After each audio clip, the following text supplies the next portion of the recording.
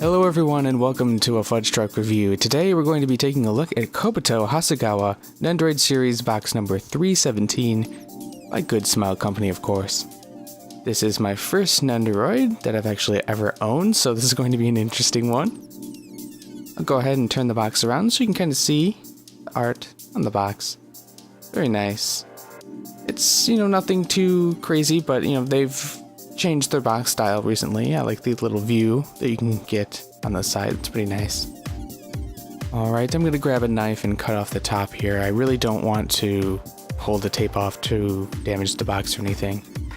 I'm also going to go inside and grab out the little insert that's in there. It's nice. It says 317 in white letters, and it's got a nice blue background. I like to take pictures against the background because it's kind of different and nice.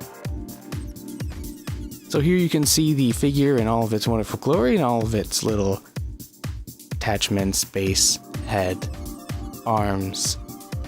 Kobato comes with a little doll version of her bigger brother. She comes with the doll that she's usually holding in the series. She comes with an alternative body so that she can sit. When you first take her out of the packaging, you'll notice that there's plastic wrapped around her just to protect the joints during shipping and everyday shelf life. You'll notice the same thing with Figmas and other figures that have moving parts. After removing the plastic, you can see the general articulation of the figure itself. It has hip movement, feet movement. They can move back and forth, side to side. Same with the arms. And quite pleasantly, same with the twin tails. Gotta be able to move the twin tails. Next, we'll take a look at the faces. We have the I'm miffed face, get away from me please.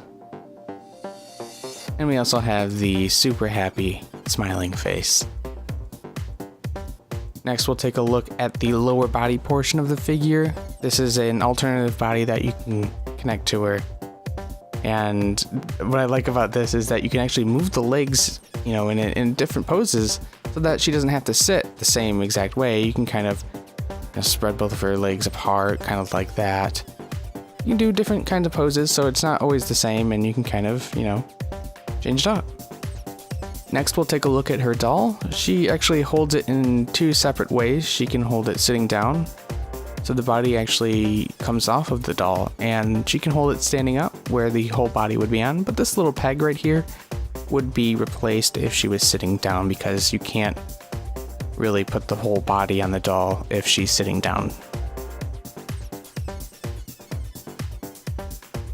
Next is the doll of her older brother. She can hold it pretty much the same way as the other doll. This is generally used in a standing pose. There are separate arms to compensate for the holding of different dolls. So that is something that you'll have to experiment with when you get it to figure out which arms actually work better. Obviously, you wouldn't really need to use the stand for the sitting poses because, well, she just kind of sits on the desk. At least that's the way I have her sitting. So I'm going to go ahead and change the faces here. Of course, this is my first time doing it, so it's actually a little bit difficult for me. Basically, you take the front piece of the hair off, and then you kind of pop the face out. It was actually a little more snug than I thought it would be, which is good because that shows the quality of the Nendoroid, and it kind of helps you know that you don't have a fake bootleg version.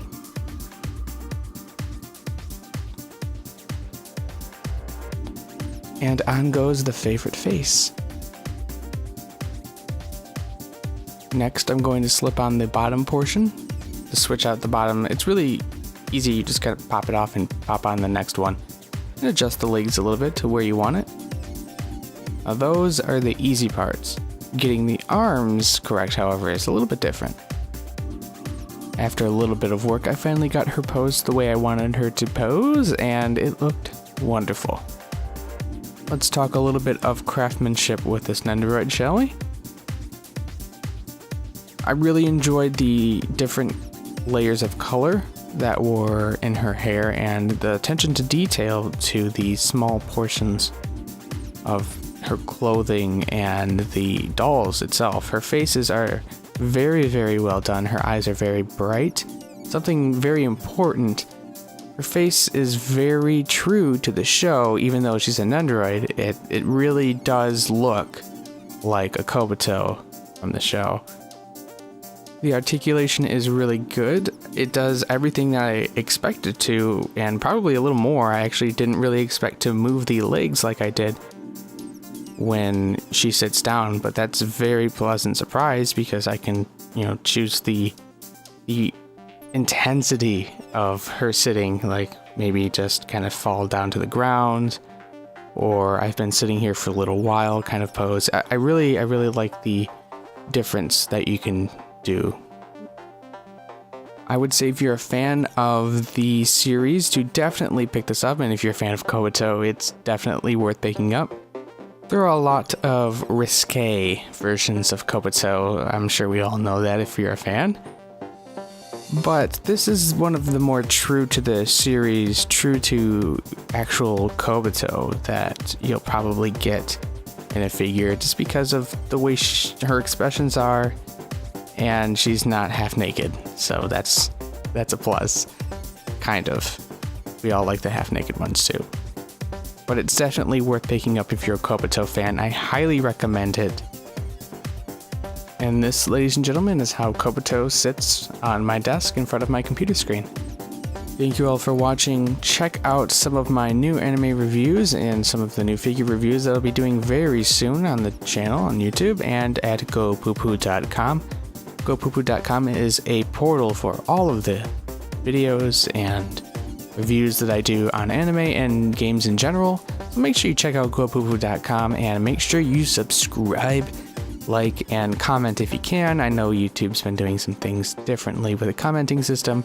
I always appreciate hearing from you guys on YouTube. Also, you can follow me at Twitter at Fudgetruck, twitter.com/Fudgetruck. Make sure you follow me there. I'm always on Twitter and always interacting with the people that are following me as well. You can find me on Facebook, facebook.com/Fudgetruck. Thank you guys again, and I will see you guys in the next video.